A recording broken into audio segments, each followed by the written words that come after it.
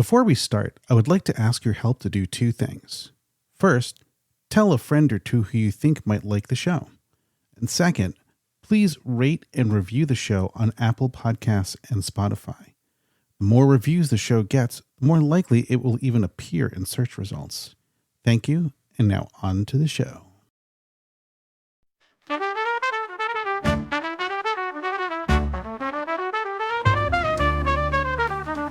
They make the trek out to Burning Man for a week and a day. After a lot of work, oh, there's a lot of play. Party, party, party, drama, drama, drama, bitch, bitch, bitch. Year after year, they come back to scratch that itch. They all say their lives have been changed. After many years, lives have been rearranged. That change is what this show is all about. You'll see the impact of Burning Man up and out. So sit back, relax, and cancel all your plans. These are the stories about the shadow of the man.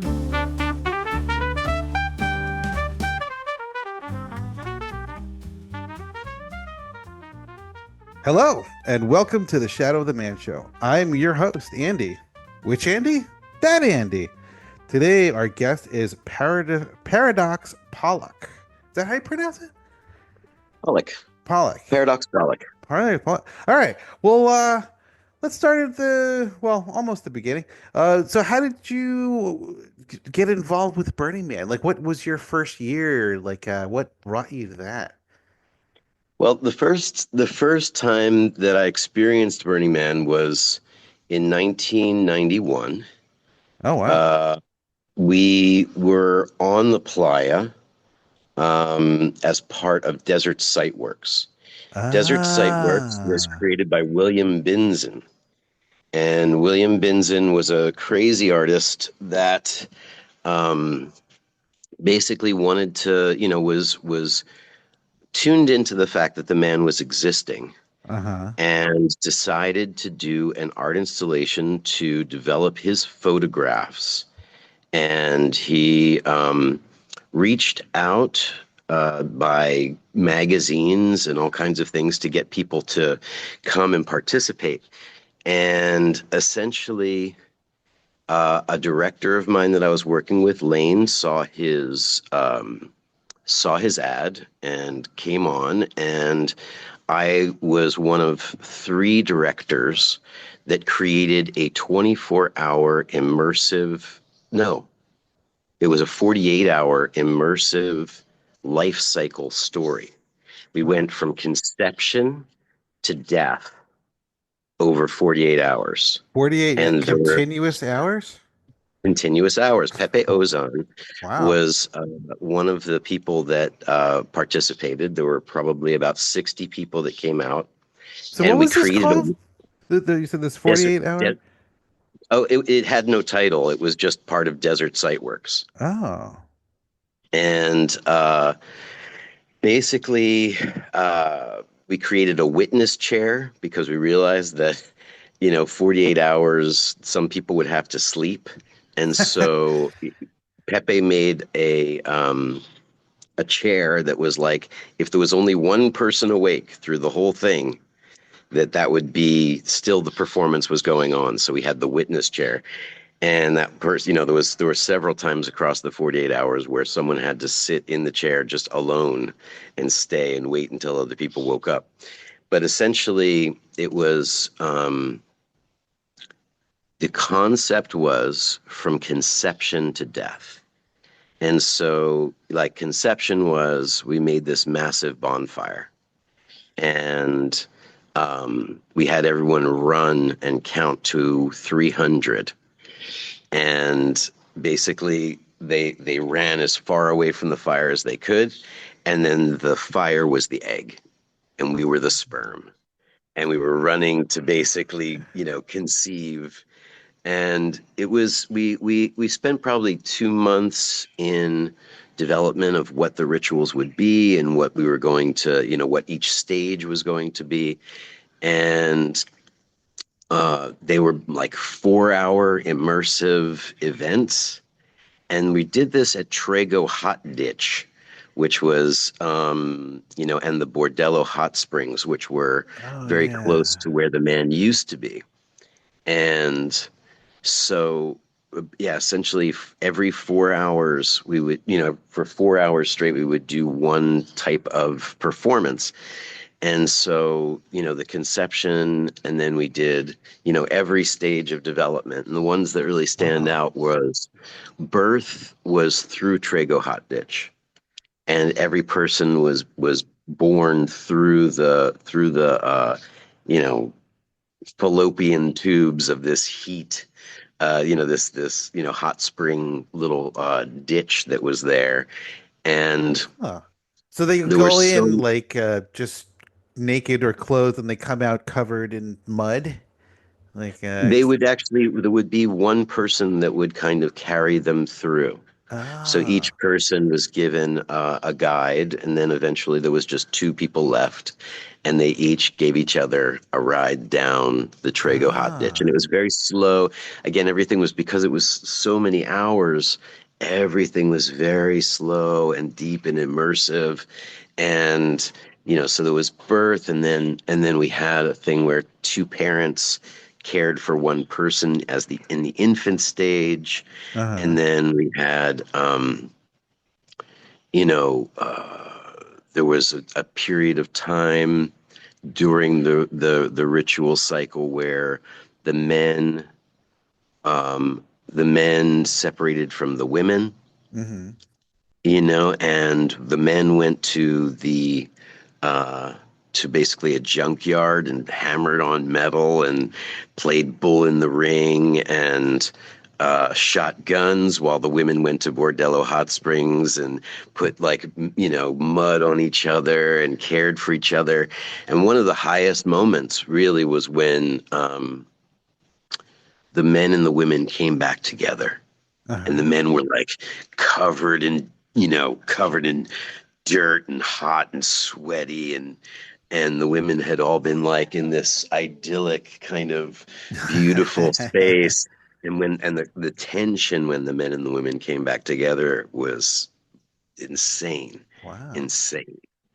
And it ended in a ritual of oh yeah, then there was marriage. Pepe Ozan made the first lingam, which was kind of the Oh. ground for the operas. Was he made a rebar and chicken wire and um, playa mud lingam. So for And listeners who like haven't like we weren't didn't experience that or never been a Burning Man, like what would you describe a lingam as? the lingam was basically just a tube of clay and metal that we put a lot of fire into. And once we lit it up, the flames Yeah. went up the top. And it was just a conception of his, and it became kind of the conception seed in his mind for what turned into the Burning Man operas, which went from 1993 until 1993 until 2001. Every year, Oh, it that was late? what? Yeah, Oh. 2001 was the last one, and it basically took the Saturday place where the burn of the temple used to be. It basically the temple burn replaced it, but basically Saturday was a um, Burning Man, full support, and Yeah. was a part of the Well, event because they used to where burn these the man on operas. Sunday, right? Like back then. And Yes. then now the band burns on Saturday, but then nowadays on Sunday it's the temple that burns. Yeah. Yeah. Yeah. So Ah. it was flipped. And so the Saturday was the Burning Man opera, and then Ah. Sunday was the burning of the man. And so this was kind of the seed of that. It was what like he was like, "Oh, I can do something with this." So when we burnt the lingam, or when he created the lingam, we had the archetypal man and the archetypal woman getting married, and I was the archetypal man. There was a woman who was the archetypal woman. We did this intense ritual, and we spent the night by the burning lingam. Hmm. and Yeah. so and it was right there on the Bordello hot springs, and so there was the water of the water of the springs, and then the burning lingam, and so it was yeah, no, we had our marriage tent. It was we went through every stage of life with adolescence being pure imagination, and we did Hmm. this very deep journey into people's archetypes, and it was a crazy beautiful experience. Lane Savadov was the director that was focused on the theatrical aspects. I was dealing with the more ritualized elements, and this woman Angela Bausch was kind of a body mind centering person who was doing with the Hmm. somatic elements.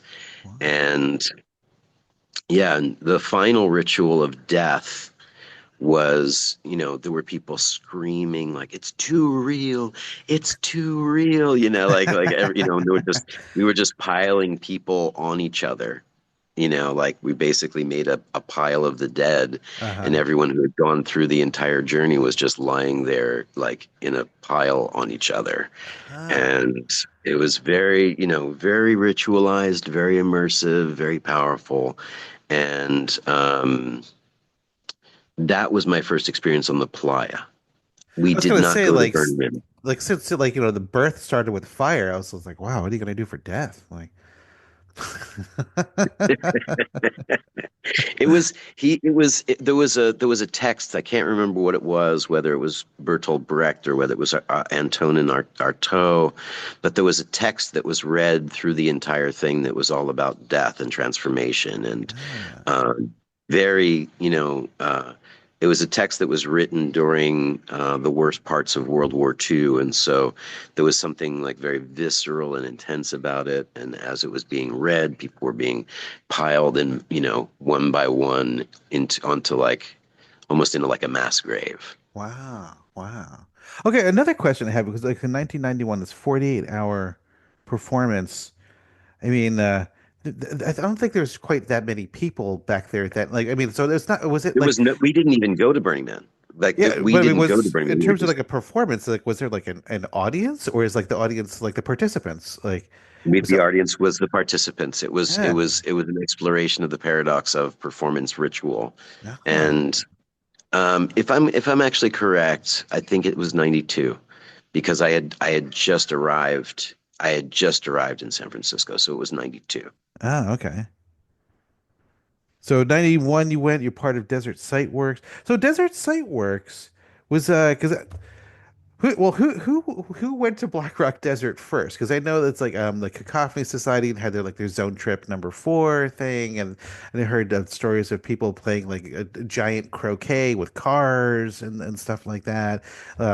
And so the Cacophony invited Larry to bring his man out as part of their zone trip, right? But was this just like just kind of independent groups that were kind of converging around the same area, same time? Yeah, I think Ed Holmes, who was part of San Francisco Mime Troupe, if you can Hmm. get an interview with him, he would be the person to know the histories. He was there, and I think that there was just an understanding of a whisper. There was a whisper through San Francisco that was basically like, Uh-huh. this is the thing that is happening. And so when, Cacophony Society and John Law were doing their thing, there was a whisper that brought Larry Harvey out there. And then William Binzen caught the whisper and he did Desert Site Works. Ah. Pepe Ozon was, it was like a whisper amongst the artists. And people like heard the whisper and traveled what? From San Francisco. I mean, it's like 6 hours. They Yeah, traveled. yeah, It's a pretty insane thing. It's obviously before the internet was really there. It was yeah, before. It was like when visceral art and visceral living were still a part of the everyday, everyday life, and the artists were pushing the edge of, how to experience. And San Francisco was just on the verge of so many things, and it was just kind of a perfect timing kind of situation. You know, there were two Yeah. deserts. There were two desert site works experiences. The first was this one, and then the second one was the first time that I went to Burning Man, but I actually don't think I went to Burning Man. Most of the people who were a part of the second Desert Site Works went to Burning Man, but I did not. Mm. Um, the second Desert Site Works, which was 90, must have been 93, and my brain is tilting. It may have been 94 actually, because I Mm. think the first Burning Man opera was 95, which would make sense because this sorry to be fluid with No, time, but no, no. we're looking back. Um, but essentially, Desert Sightworks number two, Ape Theater, was a group that was formed also in San Francisco. A bunch of serious punk, artists that had the DNA of circus in them decided to, at my, because we had done Desert Site Works before, I invited this team in. Mm. Uh, there was a man named Tim Pickerel, Felicity Perez, um, Greg. I'm forgetting Greg's last name, but Greg is also a really good resource. Hmm. But essentially, we took the Kabbalah and the Tarot, and we spent a number of months researching and developing characters to create a role playing, interactive, live performance on the playa Wow. with Desert Sightworks. That was, and also, again, Pepe went there, and I think he was really inspired by this, these sets of experiences that we created. Um, and we did it as an interactive performance, the same number of people. It was maybe 60 the first year, 100 Mm. the next year. And we took the Kabbalah and we basically made site points on a map. And we used the space between them as the tarot cards. And we each rehearsed and studied and developed interactive characters that would basically stand on the pathways between the 10 Sephirot of the Kabbalah. Yeah. And we did this 2 days in a row. The basically people had station points like Felicity Perez, who unfortunately passed maybe 12 years ago, Oh. um, and was a profound circus performer, someone who was able to go into like extreme psychic states. She played the devil, and she had like uh, an oil barrel, a set of bones that she had collected, cow bones that she had collected, and three bottles of whiskey. Wow. And every person that came into her zone, she would just engage, collect, mess with, and then, every person was given purpose and reason and objectives and tasks. And the high priestess, you sat and meditated, or you were given specific frames of thought. At the waters of Mem, they had, you were immersed in the waters. So that was the hanged man. There was the hanged Mm. man in the waters of Mem, and you'd have to go through memory. And, at the, and at the devil card, it was like she would just, the cruelest, most sadistic journeys. And, she'd have you go and get bones, collect bones out there and come back and then smash them and get drunk. And, it was just really raw, interactive performance that there was Wow. no frames, no real rules, just improvisation with really highly talented, but slightly unskilled, um, you know, experiential, creators, and Yeah. it was madness. So, I mean, the Black Rock Desert, I mean, it's like this just blank canvas. I mean, you guys can do anything like out there. Um, one question that just keeps coming to mind was, did any of the locals ever show up? No, no, it was so So I'm like, distant. It what was would they so think of all this? well at the time. I mean, Gerlach at the time was literally, I think, like an ex-mafia guy who had figured out how to leave the world. Bruno, like this little Mm. motel out in the middle of nowhere. I think, I'm sure he's long passed, and I won't get whacked for this, but I think like somehow he must have pissed off someone in Reno, Oh, oh, and just really? they were like, "Yeah, take a couple $100,000, build your thing, and never come back." That's like, so Bruno was there, Uh-huh. and then it was just empty, Really? So who empty. lived Yeah, in he was. Gerlach? I mean, like, I think Gerlach was like population 800 and something. You know what I mean? It was like oh, literally that big? that. Yeah, it was, but it was 800 people. Yeah. You know what I mean? Like that, it was out in the middle of nowhere. And so this was before BLM gave us any permissions. This was just, like, Just show so up. you Yeah. you just show up, and there was a guy actually who lived on the hill of the Bordello Hot Springs. I mean, we went up to his place, and he had, taxidermied creature, animals he had killed, and Yeah, I you, heard a you, story about no, because Coyotes. I don't know if you read his book, but there was some hermit that kind of like lived out somewhere. That I remember I don't know if it was him that they helped. Like they had a well, and then they had to like reprime the well, and so like he came and. I don't know if he threw like dynamite or he did something, But yeah, there was somebody. I remember some story of some hermity type guy that did taxidermy that was just yeah, like, yeah, "Don't yeah, bother yeah. me." I think that guy had been out there for a really long time, and he was just, again, how do people get to the edge of nowhere? And then you guys Like, show up. yeah, but we showed up like out there.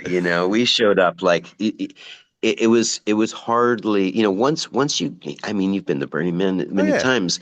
Once you walk, maybe, once you walk like 100 yards out, everything behind you becomes just a kind of, possibly a dust moat that you're Hmm. mistaking for something. Well, just So it imagine being like this like hermit up on the hill and you're used to like every day, every night just looking out, there's nothing there. And all of a sudden there's some lights out there and there's some fire, and then you're just like, what's that? let me go check it out. And right and around the bordello are, nubile nymphs, and satyrs and demons, and all manner of archetypes showing up. So there was definitely, this sense of the strange entering the empty. Hmm. And when the empty is so empty, the strange can like really go to its limit, and try to, Yeah. and that's what we experienced out there was, we were urban punk, like immersive theater innovators that basically, as Yeah. soon as you went out there, the imagination stretched so far, and everyone was so transformed. Almost, I'd say, 70% of the people that went out there became like real, like legendary circus performers. There's this Wow. woman, Harvest King, who has done burlesque in New York City for the last 30 years based on those experiences, is legendary there. Uh-huh. Felicity was on her path to becoming a legend until she unfortunately had a fatal circus uh, accident. Who is that? What did you say? Um, What's your name? Harvest what? Harvest King. Oh. Uh, Harvest Moon is her burlesque name, Oh. and she's actually, pretty legendary in the New York burlesque scene. Um, so a lot of these people kind of went to their limit, inspired by this spark. I took it and created Dream Circus, which toured nationally and into Canada, and then Mystic Family Circus, which had over 300 performers. Um, Opened for the Cirque du Soleil every time they came to San Francisco. We performed their opening parties. We did performances for probably 12 years. I wrote and directed a lot of the pieces for that company, and that was dedicated to, there was a man named Takiba Bantu who initiated it, but then kind of partnered with me, and we made a 300 person, like the point was really to do all colors, all, like, it was really a multicultural interactive circus that kind of came out of, Hmm. that, because that founded in like 1999 or 1998, 1999. This is Dream Circus? Dream Circus was 94. Okay. We formed right after this Desert Site Works event. But Oh. Mystic Family Circus was maybe 97, 98. Again, I'm going to be fluid with time on this. I'm not gonna have Yeah, yeah, yeah. any clear numbers for you. But essentially it was, in the late 90s was Mystic Family Circus, and Mystic Family Circus inspired Lucent Dossier. I don't know if you're familiar with them, out of Los Angeles. So there No. was a certain legacy of circus that came out of that one moment, because it was, like I said, the strange goes to the vacuum, to the void, Yeah. and it birthed monsters and beautiful things. Like, for instance, like on the death card, I spent 6 hours digging my own grave. And then there was a shaman who was there, who had found two dead ravens on the land, Hmm.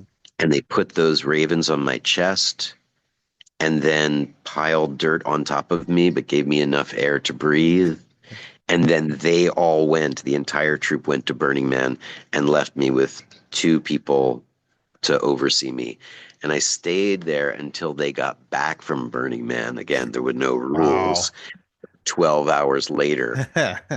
Wow. And then they dug me up and put me in the Bordello hot springs. It was like ritual for ritual, experience Yeah. for experience. It wasn't performative. It was for the group, by the group, to go as deep as we possibly Yeah. could, No, and of course, I'm no expert in tarot, but like, isn't like I remember people like the death card, like, oh, it doesn't mean that the death, it means like change or something or well, all transformation. things, yeah, all things have different. I mean, I got to Yeah. have the experience. Yeah. I got to have the direct experience of what that is, and yeah, it's everything is a symbol.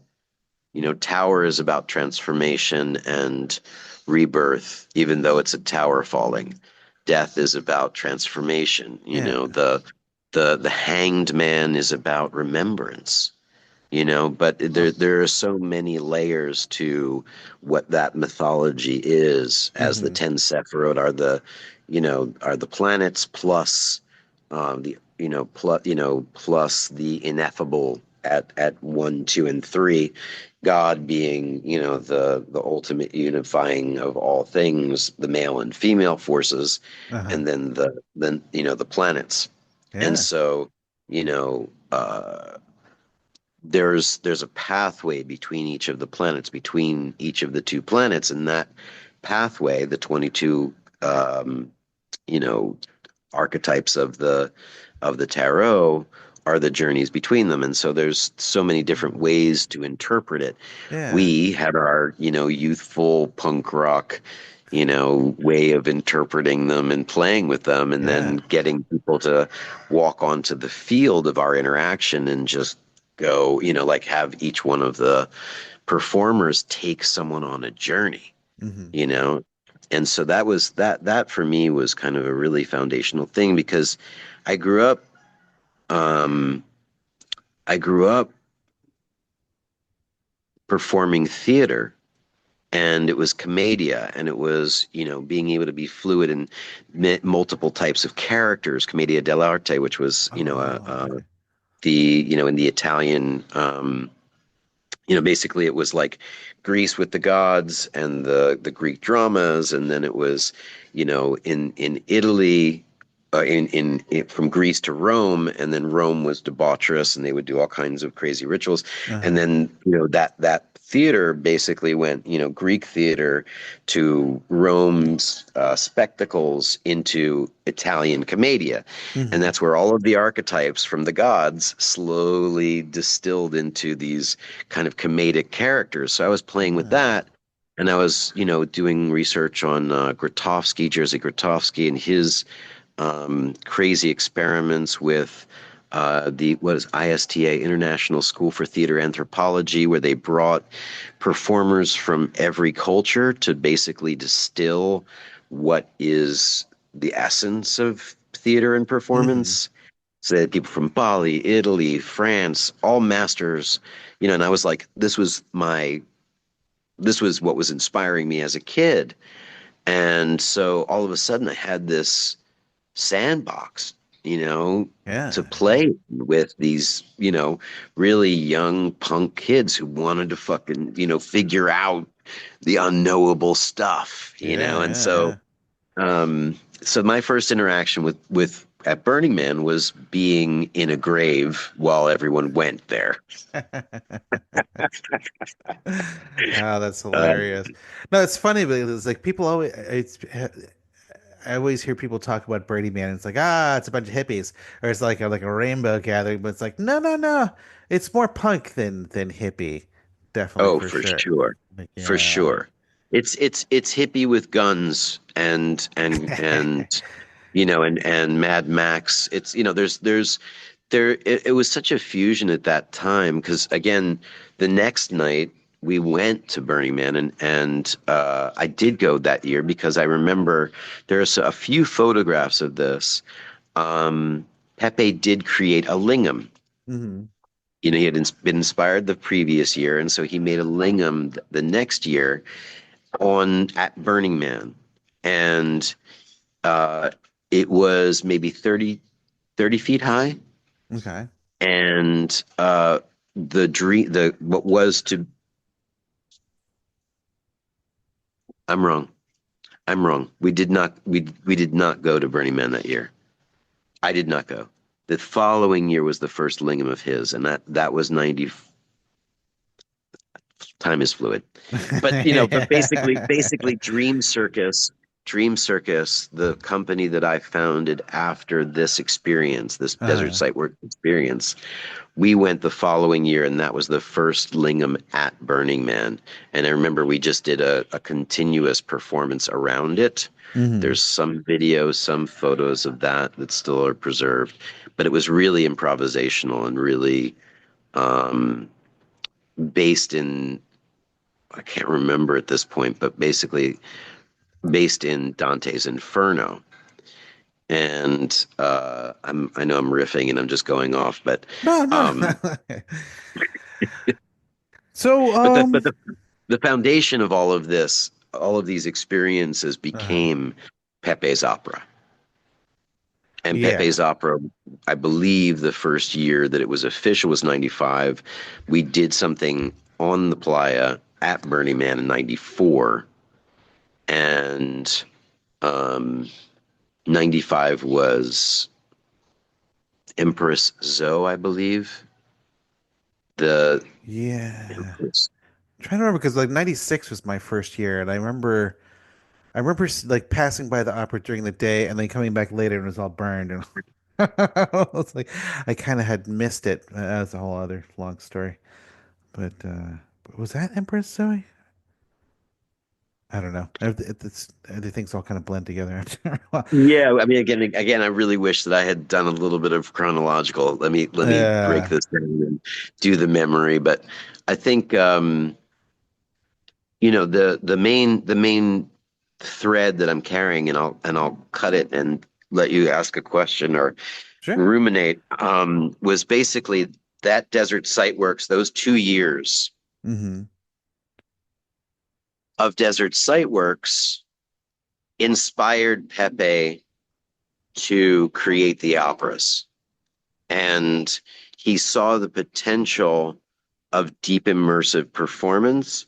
And he created the Lingam, which was kind of the blueprint for Hmm. his stages, his performative Yeah. stages he created out of rebar, chicken wire, and Yeah. playa clay. Yeah. I remember some of the characters that they'd made too. Not just the lingam, the rebar, the chicken wire. There's like it was like a collie, or like the mini arm, oh, it's incredible, incredible art. So Desert Yeah. Site Works was probably like 93, 94, and then the first opera like Yes. 95, something like that. Yes. Yeah. Yes. Yes. So were you involved like from 95 to 2001 where Pepe's operas, were you in collaborating with him involved like that entire time? Yes, and the first two of them, I was the principal director of those operas in terms of performance. Hmm. And then Christopher Fueling came on Hmm. as the director, and I became the chorus leader, or kind of chorus director. Um, and Christopher, like, there was, let's see, there was the Empress Zoe, which was essentially the journey to hell, of there was an empress who travels down to hell, and basically we created choruses for all of the seven deadly sins. So we had a chorus of wrath, a chorus of sloth, a chorus, and each of the choruses essentially were people that we created this structure, a system, or a code that basically throughout the man we would bring people in and initiate them Hmm. into the cult of either fire, like sloth, you know we brought people into the choruses. Wow. So by the end of, I mean, and I think it's on my web, I have it on my page. um the video of this stuff it's epic and crazy. I mean, it's like Huh. hundreds and hundreds of people that had been brought from the man, just like, hey, I'm going to go to Burning Man. And then all of a sudden, like, they're indoctrinated into this cult, and then they become part of a chorus, and then they perform, in front of all of the man, doing these, crazy experience. A lot of people were obviously on psychedelics and just out of their Right. minds, but like there was enough containment of the performance, and we got fire performers from Vancouver to play with us. And yeah, Yeah. it Well, was networking. yeah, there's also something about being out there. Like at a certain point, it's like you don't really need any chemicals or any substances. It's it's psychedelic enough, just the experience, of everything. But it's also, again, it's like it's strange plus emptiness, Yeah. and the effects of psychedelics out there are just so much. There's no distraction. It's just you and the void, Hmm. and or you and the void plus a few other people who are also in me plus the void, Yeah. and so there is something that happens there that is, um it's a different valence. It's a different Yeah. level of engagement with the unconscious mind, with the direct experience of oneself. And these events and these structures that uh, Pepe and other architects created, was a vehicle for journeying on that path. Hmm. So how You did know, uh how did it all end? I mean, I mean, you said like the operas went to 2001. Like, so why did it? yeah, here enter the politics. Uh-huh. Essentially, the one of the things that was very crucial, I felt, about the transformation of Burning Man was interactive, immersive, ritualized performance Hmm. was a key element of what made it engaging for a theme for from theme camp to Burning Man approved performance. Hmm. There was something that was a through line, a thread, a weave, where the goal was to create something that was for interaction. People would come from one, you'd go from your camp and walk out, and there was a theme camp that was interactive and performative and weird and strange, and you'd go deep into there. Hmm. And essentially, around 2000, 99, 2000, there was a radical shift where Crimson Rose essentially was like, we're going to do the fire conclave, and that's the Hmm. only performance that will be at Burning Man. There are no performers, there is no audience. And it became a doctrine Hmm. that essentially negated Burning Man from funding engagement that was designed. Theme camps could create whatever they wanted, and Hmm. anyone could create whatever they wanted. But this idea that there was a conceptual frame that was encouraged by the funding of Burning Man for immersive, ritualized performance was cut entirely. In large case, I believe because Crimson wanted to own performance Hmm. on the playa. And there over the years, I witnessed. I was in my early 20s when I started with Burning Man. I was 22, 23 the first time I went out to the playa, and most of these people were in their late 30s. Hmm. And Pepe was my age when, he was Oh, really? 50. Yeah, he was 51 when we did the first Oh. man. So these were older, really kind of already engaged artists who were looking for they were grasping for the ring, Hmm. in terms of what this meant for them and their career. Whereas I was just an experimenter. I was just playing. Yeah. These people were like, oh, this means something. Like, this is my career.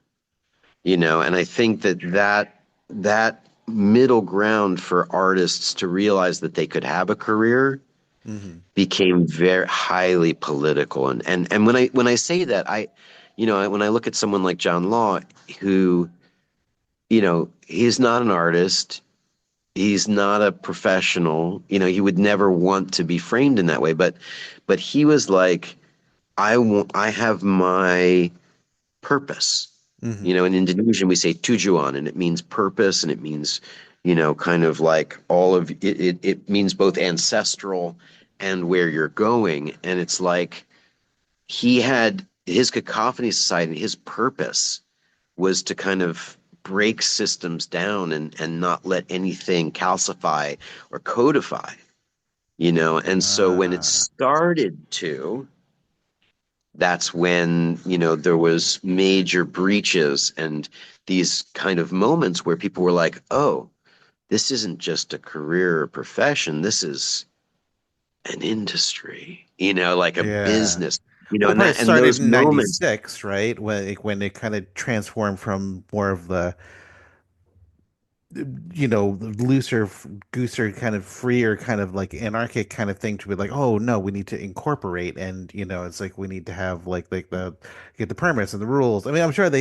had a lot of that stuff before, but it became uh, with the LLC or whatever at that point, because it wasn't that the year like John Law said, like he was out, and then I was there in the room, like that's actually an interesting, piece of history is, uh because I was playing with the big boys, and because I was there with Pepe, and like I was very close with Flash. I was very close with John Law. John Law and I drove up in 96 or 95 together from San Francisco to the Man.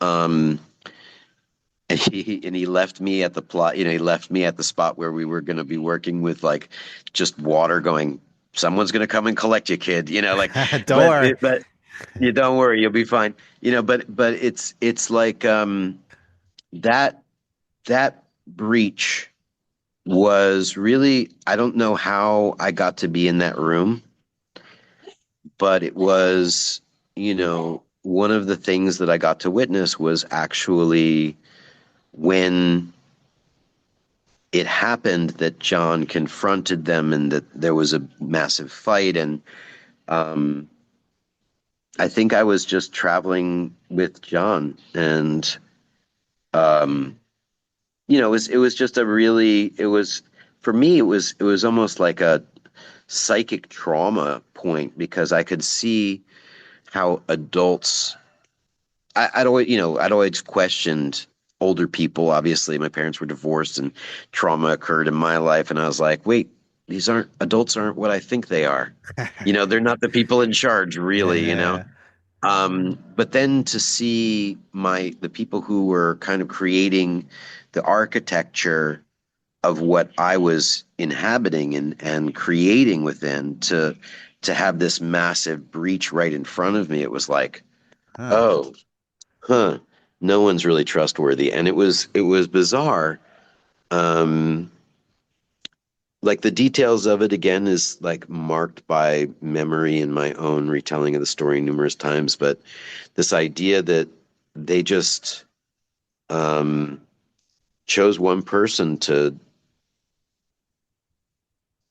basically, they called an attack dog on John at that moment, and he just berated him, and it ended in violence. And Really? yeah, it was a physical fight between one guy and John Law, and then he was out, and then John Law was out. And this But is 96 you're talking about, right? it again, fluid Yeah. time somewhere in Yeah. there. But whenever that happened, um, But yeah, you still were still involved for a couple of years after that? Like, or yeah, how? no, I still, I didn't, I tried, I went from being right there at the top Uh, of decision making, and like for whatever reason, maybe it was because I was young and bright and had a weird name and was, really, getting closer with these people, that they were like, yeah, yeah, yeah, you can come in. Yeah, yeah, yeah, you can come in. Come on in. Yeah, yeah, yeah. Just like they were welcoming me under the layers. And then when I witnessed that, I think for myself, I was like, okay, I don't want to be near the uh-huh. top. And I was like, I just want to stay with Pepe's operas and do these immersive performances, and, create a legacy that way, and do my work of directing and, creating. So when the operas Um, ended in 2001, it's like, your participation ended at that point too? um, I think I went, yeah, I stopped going in 2001, went in 2005, um, with, oh, no, no, no, no. No, my participation shifted from the Burning Man opera to One People Voice, Grady Cousins, um, What's who that? I had met in 1999. Uh, Uh, Basically, we did an Atlantis opera. There was a massive huh. pyramid. We did initiations inside the pyramid. There were sun snakes and moon bulls. Come here, come here, come here.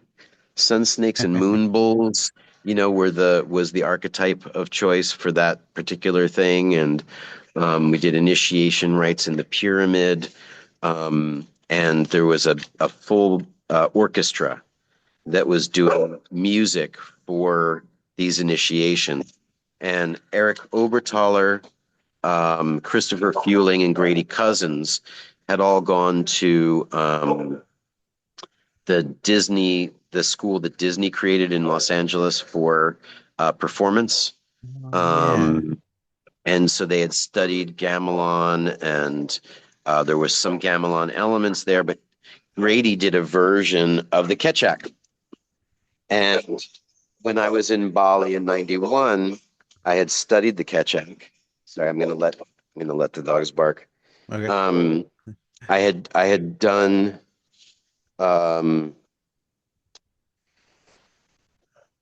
I had done the Balinese experience. I had done a ritual immersion in Bali in 1991, where my teacher brought me into. Um, People are arriving. Hold on, give me a moment. Sure, sure. Um,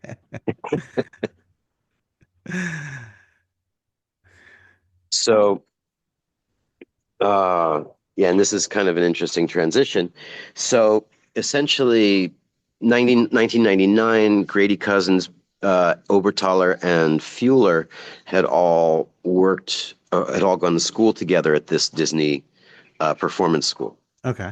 And Grady was just insane about the Ketchak. And I had done the Ketchak, the monkey chant, the Balinese monkey chant Oh, in yeah. Bali. Uh-huh. As part of like when I came here in '91, I wanted to learn the dance of Hanuman, who's the monkey god, Yeah. son of the god of wind, and a monkey general in the Ramayana. And I wanted to learn that dance.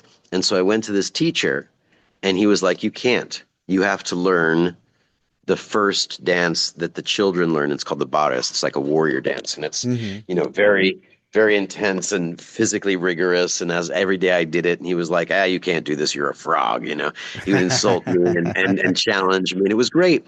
But then at the very end of my stay, he grabbed me. He took me to this big odolan, this ritual that was going on, and he grabbed the scruff of my neck and basically put me into the center of like a full-on ritualized monkey chant. And I was there for 3 hours Wow.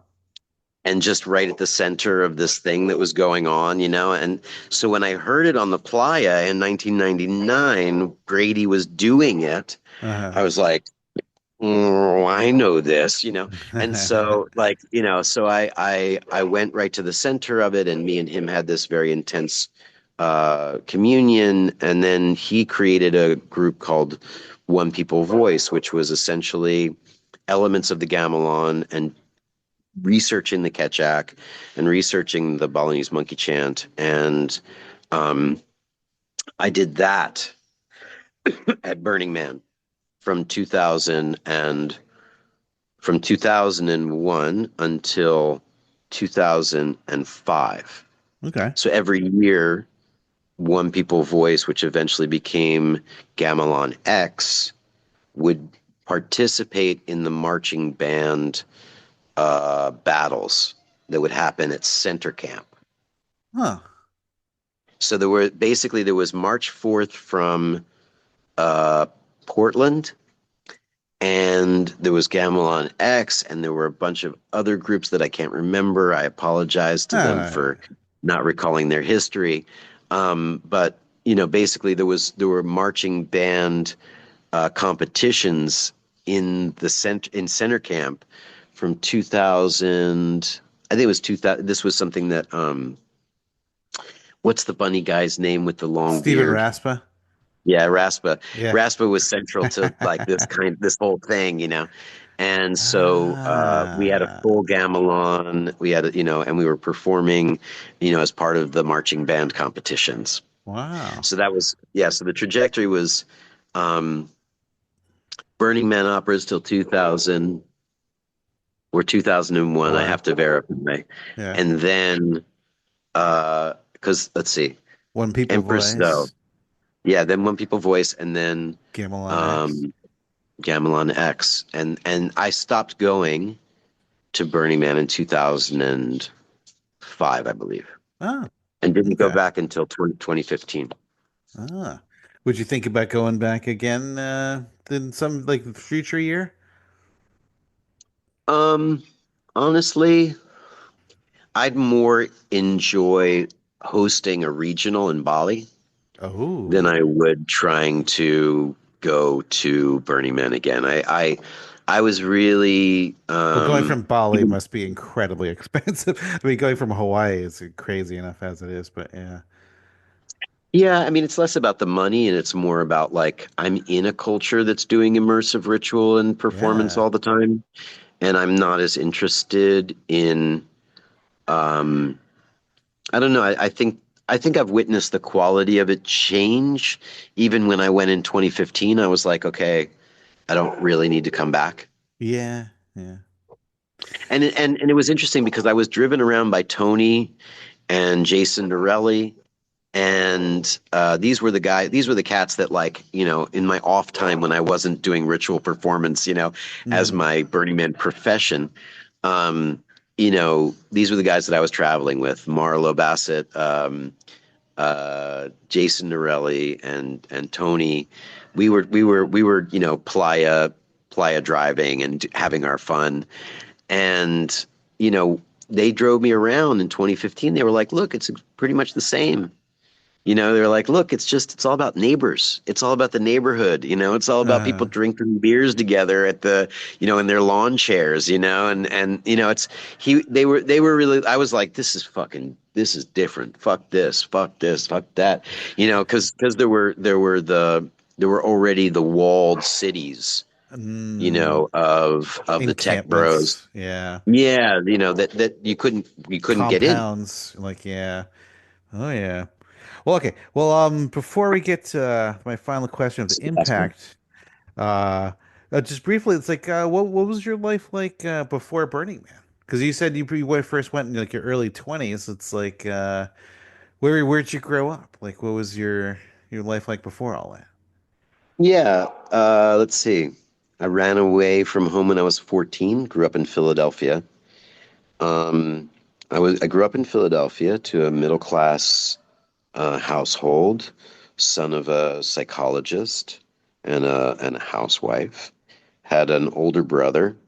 We ran away after their, madness and kerfuffle divorce and decided we were gonna make our own way Together. um, together. Yeah.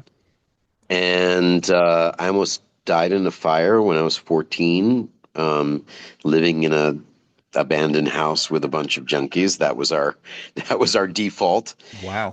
so but we were straight edge and it was a punk rock world and we were, after the fire, we founded our own squat house and became low rent celebrities and in the punk rock world, and then got kind of adopted by a madman who became a mentor of mine for 7 years. And we did theater. It was Huh. Big Mess Theater, and we did theater, 4 shows a year, original works by the guy Greg Giovanni in Philly, and I lived an incredibly free artist life. I was totally free from all tethers and Wow. formulated my own ideas and opinions and ethics and structure of what I wanted to go for. And what I wanted to go for was theater and performance. And a troupe came through in 1990 to Philadelphia called Contraband from San Francisco. Hmm. They had a studio at Theater Artaud, which was where Brian Goggin and Pepe Ozon and William Binzen uh, were all connected to. Theater Artaud was really a churning spot for Yeah. this whisper that Uh-huh. was going through San Francisco about Burning Man. Um, and so uh, when I saw them, they performed in Philadelphia. Contraband was their name. Sarah Shelton Mann, who still to this day lives at Theater Artaud, um, or Project Artaud. Uh, they came through Philly and just super inspired me. It was the most powerful performance I had ever seen, and I was driven to join them. And so I went to Bali that year. Wow. and then came back to Philadelphia and was like, I'm done here. Went to San Francisco, studied with Contraband, and started and formulated kind of this alternative arts world that was going on there. Cell Space. Oh yeah. I was one Yeah. of the founders of Cell Space. Oh really? Mhm. And that, Cell Space was John Ute and a kind of crew of people at the beginning. Chicken John was had a studio there. Um, there was really a renaissance of weird art and experimentation that was going on in San Francisco at that time. And so, I was doing theater, I was doing dance, I was formulating my circus ideas, and then did Desert Site Works, and went on upon the return of those, initiated circuses that were basically ongoing performance structures for me. Uh, went all the way through my Burning Man experiences, founding the circuses, traveling around with the circuses and performing, and doing a real commitment to community in Hmm. my way, community development, community building, and performance creation. And then with One People Voice, we toured to Bali with a 40-person troupe Wow. to do a version of the Ramayana. And upon returning, I was kind of empty. I was like, okay, that was the completion of a cycle, long, long, long cycle, and I didn't know where I was going. And I got a random call from old friends that I had done a short film with, who, collaborators from, in San Francisco, maybe in 94, 95. I did that. And then they called me in 2005 and were like, we are working in Hollywood. We want you to come and do a video audition. They flew me there. I did the video audition. I got an I Am Legend. Oh really? Yeah. And I became one of the choreographers of the creatures and one of the stunt Ah. performers. Uh, you know, I Am Legend's its own kind of story, but basically, like, there were, I think, 60 to 100, like somewhere between 60 and 80 performers, stunt performers. And they shot one day. They had rented Washington Square Park, probably the most expensive Oh yeah. spot to rent. And they shot two shots of us and they sent everybody home. They were like, "You're not scary." And they shot plates. And I Am Legend was one of the first CGI focused performance capture kind of movies, that where they called four, six people back, and then the rest were stunt people. But they called four performers out of that 60 to 80, and I was one of them. Wow. And basically, in that movie, there's hundreds of me in the background because they just did performance Ah. capture. Yeah, wow, that's incredible. Yeah, but that was my entrance into Hollywood, and then I did Star Trek. I worked on the aliens in Star Trek, and some of the cultural design there, and then worked on Thor and got to direct Chris Hemsworth and Tom Hiddleston in creating their characters. Really? And yeah, yeah, Wow. worked with them directly to help create them. And there's lots of stories there. But back to Burning Man, Yeah. it was basically 2005. I was like, you know, I'm done here. And Hmm. it was only because my friend Scott Levkoff was creating something of immersive theater that I felt was honoring the ancient tradition, ancient being, 10 years earlier.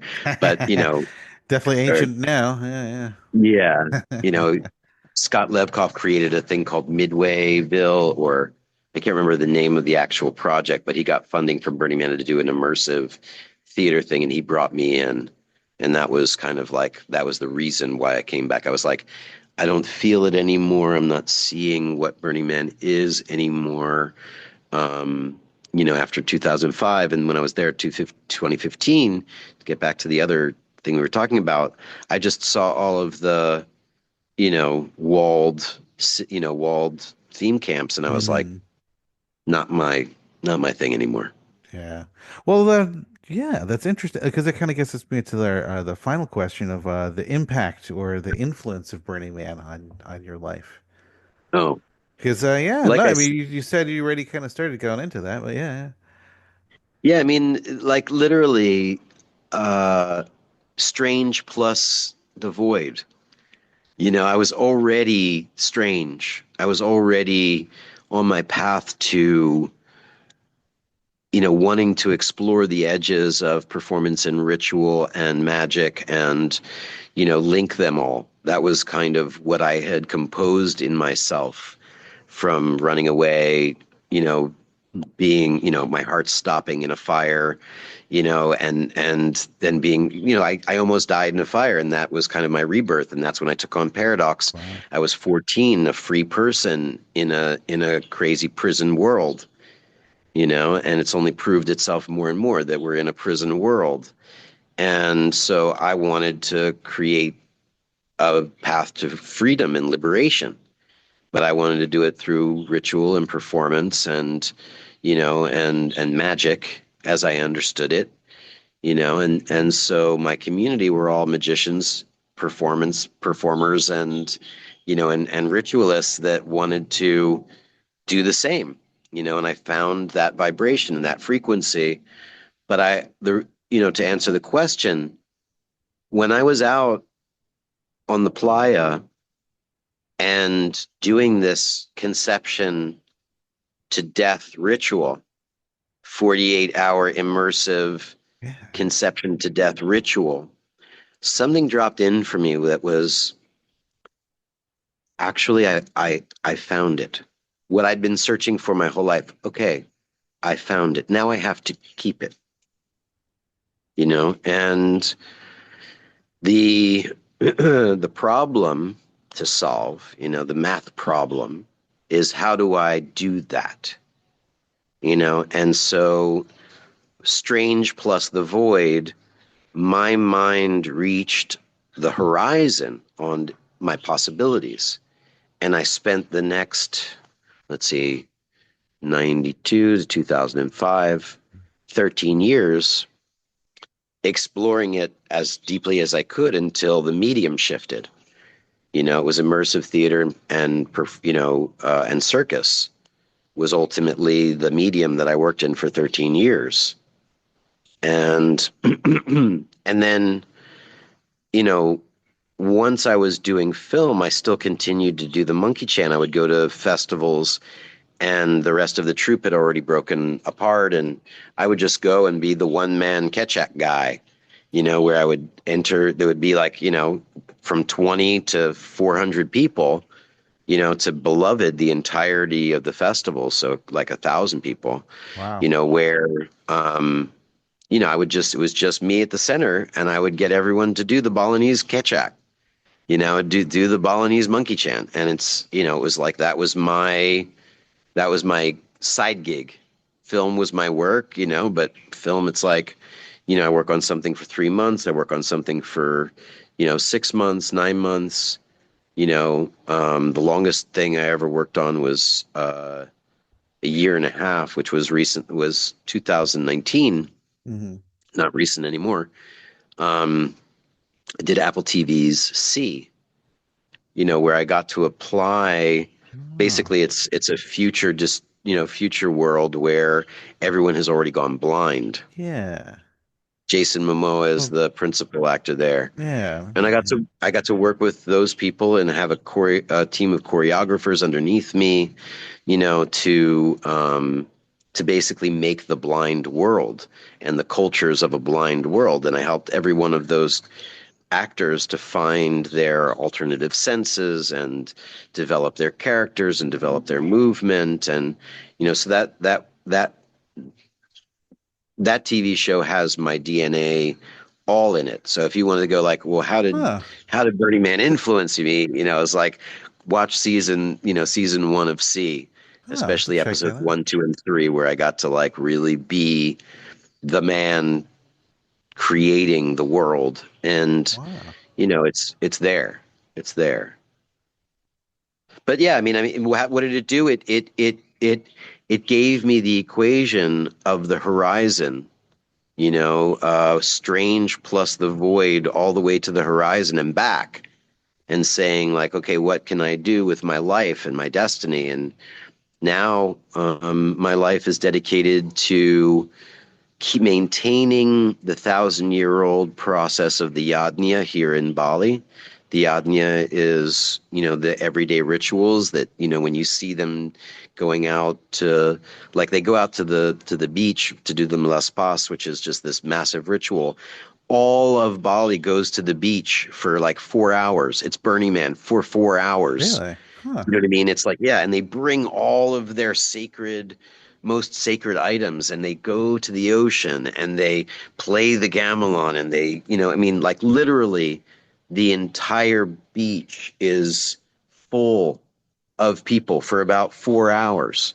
Thousands, if not tens of thousands of people just go from their villages to the ocean, to the beach, and then back. And it's like Burning Man for 4 hours. It's insane. So Wow. there's a structure that supports that. And that structure that supports that is the yajna. And the yajna is the everyday ritual of, making the bantan. You make your chanang, the little offerings that you put out. Oh yeah, yeah, yeah, And then you yeah. do the prayers with it. And that's the everyday daily. But then there's the community ones where everyone gathers. And then there's the community of communities ones where everyone comes. And it's basically Burning Man in cycles, but something that was initiated 1,000 years ago that continues to be maintained. Hmm. And so, bringing my film acumen and my professional work to here to develop and build the film production community here in Bali, but, wider to Indonesia, because Bali is still very, rudimentary with Hmm. film, besides Eat, Pray, Love, which came here, whatever, 100, like 20 years ago. Yeah. You know what I mean? So but it's still left an impression on the Balinese imagination. Oh, film, it's Eat, Pray, Love. So there's a certain kind of and there's a further DNA that the monkey chant was created by Walter Spies, because he was a filmmaker who saw an ancient ritual called the Sangyang. And the Sangyang was there for people to basically face whenever there was a problem. A woman was having a problem in childbirth. There was pestilence or a drought, or, Hmm. they saw unseen forces, where they would do this ritual. And that became the Ketchak, because Walter Spies put a camera on it and told one artist to make a Ramayana story for it, and that became the tourist attraction of the Ketchak. But really, it was an ancient ritual, and these Huh. kinds of things, in a way, to wrap this up, I guess, in the final answer of what does it Yeah. do for me, is there are codes that are being carried across generations, and you're born into them, and if you're lucky, you get to catch on to one or two of them in a life and see where they can go. Yeah. Where Yeah. what part you can play to participate in moving that little crevice, that thread, that weave, in the weird of reality, that you get to kind of carry through. And I've been lucky enough to carry through circus. I've been lucky enough to carry through, the Sangyang. I've been lucky enough to carry through film and the film industry, and I've been lucky enough to carry the yajna. And that's where I am now, is, seeing what I can do in Bali for skill development through the film industry stuff, and Oh, yeah, that's keeping it all alive. incredible. Wow. Well, thank you so much. This has been an amazingly awesome interview. So if anybody wants to reach you or if you want people to reach you, like If I want people to read, I don't know if I do. I'd say come to Bali. That would be my thing. Like on a straight up level, just get here, because there's very few Americans here, and there's a lot of Europeans, a lot of Russians, a lot of Indians, Australians, right? so many Australians, but It's their but there's so Cancun, right? few. Yeah, exactly. It's Mm. their Cancun, but there's so few Americans here. Huh. And I would say that, really, I would love to see more people from America. If you're like, I'm fed up, I can't stand it, what's happening in America right now is so terrifying, come to Bali. Mm. That's how you can reach me. And also, I think you said you had a web page where you had like Oh a yeah. video. So what's that? Paradoxpollock.com. All my videos and links and testimonials from the A-list actors that I've worked on are there. Um, uh, Yeah, I'll put that yeah, in the show notes. Yeah. sure. Yeah. Instagram is I sees itself. Um, at I sees itself. Facebook is Paradox Pollock. Um, Yeah, and right now I'm in development in a lot of processes. So if there's anybody who has anything to contribute in terms of funding for projects for the Balinese to turn their trash into value, I'm working very adamantly and beautifully in concordance with communities to turn trash from a problem into a resource here. Oh, um, I'm working locally to foster their art, learn everything that I can about the culture, and get the parts of it that are the best to iterate around the world. wow, that's incredible. Well, thank you so much. This has been a wonderful interview, and I'm sure everyone's going to enjoy it. Thank you for listening. If you enjoyed this show, please subscribe, rate, and review it on Apple Podcasts, Spotify, or wherever you listen. The more reviews the show has, the more likely it will even appear in search results. Also, please tell a friend and share this show with anyone that you think might like it. Word of mouth reaches quite far, especially in the Burning Man community. If you would like to contact us, please send an email to shadowofthemanpodcast@gmail.com. You can also follow Shadow of the Man on social media at Facebook, Instagram, Blue Sky, X, and YouTube. The links for all of these are available at shadowoftheman.com. Feel free to use any of these social media accounts to provide any feedback you might have. Your thoughts on the show are greatly appreciated. Thank you, and see you soon for a new episode of The Shadow of the Man. Thank you for listening to this latest show. We have to make another one, so gotta go.